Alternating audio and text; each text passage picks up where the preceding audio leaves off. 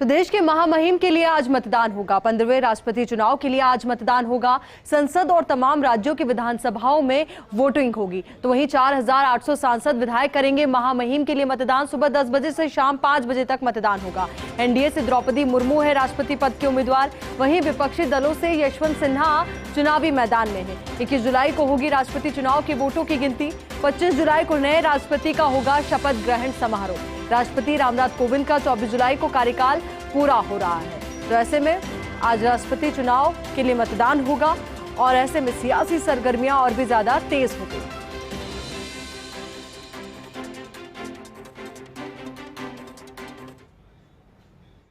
यशवंत सिन्हा जी के पक्ष में वोट देगा। ये लोकतंत्र को मजबूत करने की लड़ाई है, विचारधारा की लड़ाई है। एक तरफ विचारधारा वो है जो लोकतंत्र को कमजोर करना चाह रही है, तानाशाही करना चाह रही है। दूसरी तरफ विचारधारा वो है जो जनता को मजबूत करना चाह रही है। यशवंत सिन्हा जी ने अपने जब यहाँ आए थे अपनी बातें सबके सामने रखी। वो तो सेंधमारी करने की सोच उनकी है, हम सेंधमारी नहीं करते। ये अलग बात है कि उनके लोग आके चुपचाप वोट दे जाएं, लेकिन वो सेंधमारी की बात कर रहे हैं। मुझे लगता है उल्टा हो सकता है। अंतरात्मा की आवाज़ पे वोट देने की बात है, क्योंकि इसमें दिखा के वोट होता नहीं, इसमें विप होता नहीं है।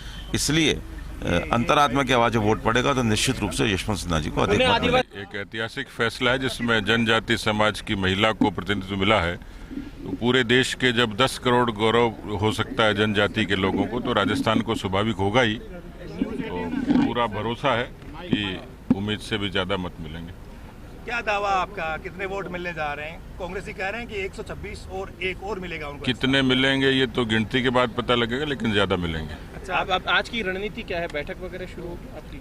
अभी 9 बजे सबको बुलाया है, 10 बजे से मतदान होगा। लेकिन हमने मॉक ड्रिल कर चुके, बैठक भी हो चुकी, लेकिन नियत समय पे आएंगे, कोशिश करेंगे पहले डालें। अच्छा, वोट करते वक्त क्या क्या सावधानी रखेंगे? एक साथ ही जाएंगे या ग्रुपों में, समूह में जाएंगे पार्टी के विधायक? नहीं, सावधानी की आवश्यकता नहीं, कि अंदर जाने के बाद तो वोट सबको देना ही है, इसलिए वहाँ कोई चिंता की बात है नहीं। निश्चित रूप से कारण के कि जिस प्रकार की महिला आदिवासी कैंडिडेट होने के कारण से कई एमएलएज जो निर्दलीय भी हैं, बाकी भी हैं, उनके मन में भी इस बात का बहुत ही प्रसन्नता और उत्साह है।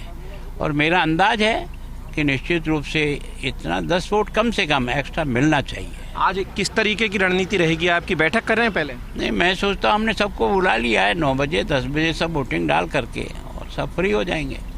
इससे पहले एक विधायक दल की बैठक भी तो सामान्य तौर पे जो बैठते हो आप लोग? सामान्यतः वो कल बैठ गए, आज तो केवल बुलाया है और उनको सीरियल के हिसाब से भेज देंगे, वोटिंग करा देंगे। पार्टी ने अलग अलग ग्रुप बनाए हैं। 8 विधायकों का एक ग्रुप बनाया है और 8 विधायक एक साथ जाके वोटिंग करके आएंगे। पहले नापक्ष लॉबी के अंदर इकट्ठे होंगे और हमें पूरा विश्वास है कि भारतीय जनता पार्टी के विधायकों के साथ साथ पहली बार इस देश के अंदर एक जनजाति महिला राष्ट्रपति बनने जा रही है। तो अन्य क्षेत्रीय दलों के माननीय विधायक भी और अन्य इंडिपेंडेंट विधायक भी पार्टी के विचारधारा से ऊपर उठ के और इसका समर्थन करने के लिए अपनी सहमति भी दी है। आपने देखा होगा आरएलपी भी जो पहले कह रही थी कि बीजेपी और कांग्रेस दोनों को हम समर्थन नहीं देंगे, उन्होंने भी कल घोषणा की है कि हम मुर्मू जी को हम समर्थन देने की बात कही है उन्होंने। तो ये लगता है कि आने वाले समय के अंदर इन चुनावों के बाद मतदान होगा। मतदान के अंदर क्षेत्रीय पार्टियाँ भी अपनी विचारधारा से ऊपर उठ कर मतदान करेंगे। तो कुछ ही देर में वोटिंग शुरू होगी और विधायकों का भी विधानसभा पहुंचने का सिलसिला शुरू हो चुका है। और ऐसे में सरगर्मियां और भी ज्यादा तेज होते हुए, हालांकि बीजेपी की ओर से प्रशिक्षण कल ही दे दिया गया था, बैठक भी बुलाई गई थी। अब ऐसे में ये बेहद महत्वपूर्ण हो जाता है कि जिस तरीके से तमाम समीकरण बन रहे हैं तो किस तरीके की स्थिति नजर आएगी। अब इसी को लेकर ज्यादा जानकारी के साथ हमारे सहयोगी ऐश्वर्य प्रधान हमारे साथ जुड़ चुके हैं। ऐश्वर्य, किस तरीके का अपडेट अभी इस वक्त आपके पास?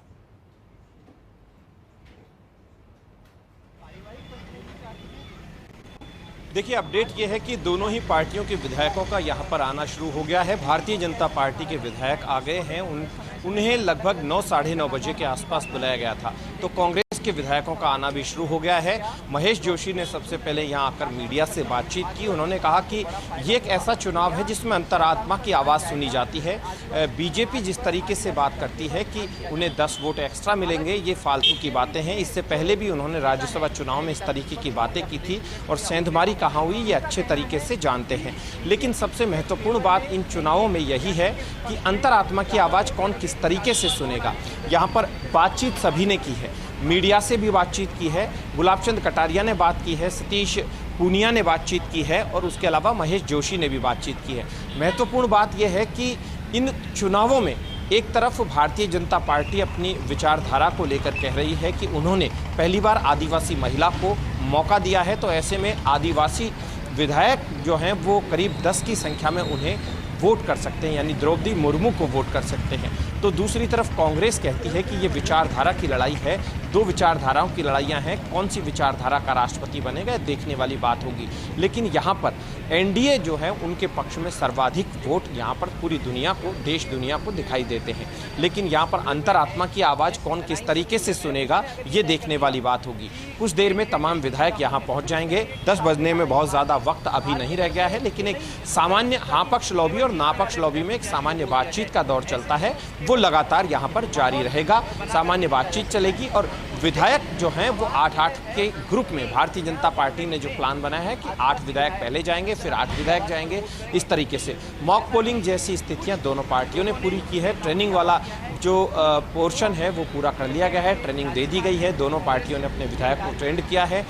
जो विधायक वरिष्ठ हैं, जिन्हें लंबा तजुर्बा है, वो अपने जूनियर विधायक को साथ रख के समझा भी सकते हैं। कुछ बुजुर्ग विधायक के जिनके हाथ पैर कांपते भी हैं, कपकपी जैसी स्थिति होती है या खड़े होने में लड़खड़ाहट होती है, तो ऐसे विधायकों को लेकर भी यहाँ पर पूरी तरीके से ताकीद किया गया है, किसी तरीके की समस्या ना आए। विधायकों का आना यहाँ पर लगातार जारी है, विधायक अपनी बात कह रहे हैं, लेकिन इंतज़ार रहेगा लगभग 10 बजे के बाद। और हालांकि इस चुनाव में बहुत ज़्यादा वक्त नहीं लगता है, कम वक्त लगता है। सभी लोग अपना मतदान करके यहाँ से रवाना हो जाएंगे। राज्यसभा चुनाव से अलग है, वहाँ पर दिखाकर वोट करना पड़ता है, यहाँ पर ऐसी बात नहीं है। यहाँ पर अंतरात्मा की आवाज़ की बात इसीलिए दोनों पार्टियाँ कहती हैं कि अंतरात्मा की आवाज़ उठाई जाएगी और अंतरात्मा की आवाज़ के साथ वोट किए जाएंगे। यहाँ पर हमारे साथ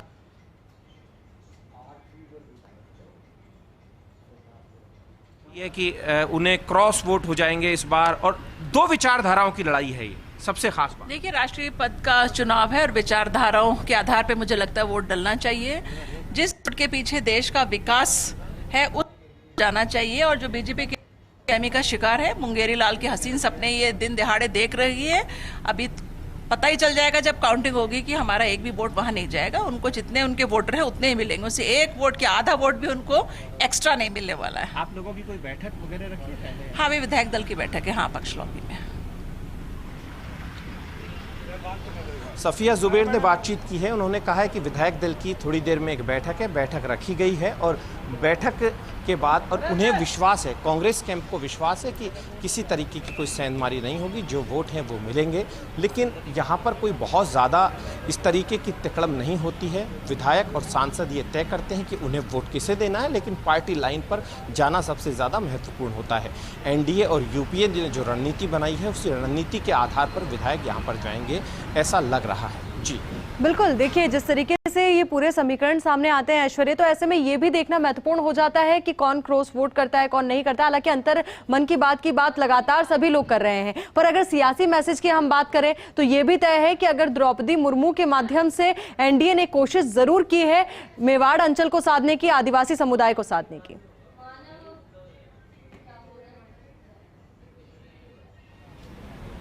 देखिए, यहाँ पर सियासत में कोई भी फैसला होता है वो बिना रणनीति के नहीं होता है। रणनीति बनाई जाती है और तय किया जाता है कि किसे क्या कुछ मौका दिया जाए, और उस तरीके से तय करने के साथ भविष्य भी देखा जाता है। तो भारतीय जनता पार्टी के सामने एक बात थी जो लंबे अरसे से कही जाती थी। भारतीय जनता पार्टी के ऊपर यूपीए लगातार आरोप लगाती थी कि भारतीय जनता पार्टी या एनडीए वो एससी और एसटी के खिलाफ है। तो पूरे देश भर को एक मैसेज भारतीय जनता पार्टी ने यहाँ पर दिया है।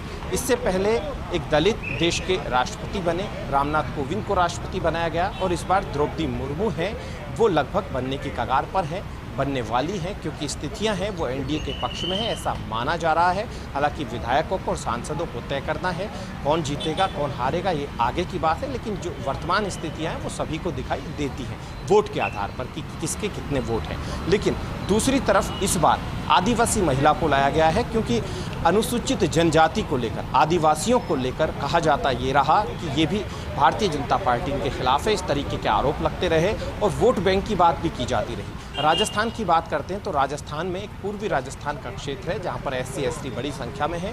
यहाँ पर विधानसभा में बहुत ज़्यादा वोट नहीं मिल पाए थे, विधानसभा में ज़्यादा वोट नहीं मिले भारतीय जनता पार्टी को, तो ऐसे में यहाँ की कांग्रेस आरोप लगाती है। बिल्कुल, दावे सभी की ओर से किए जा रहे हैं, हालांकि संख्या बल भी सभी के समक्ष है।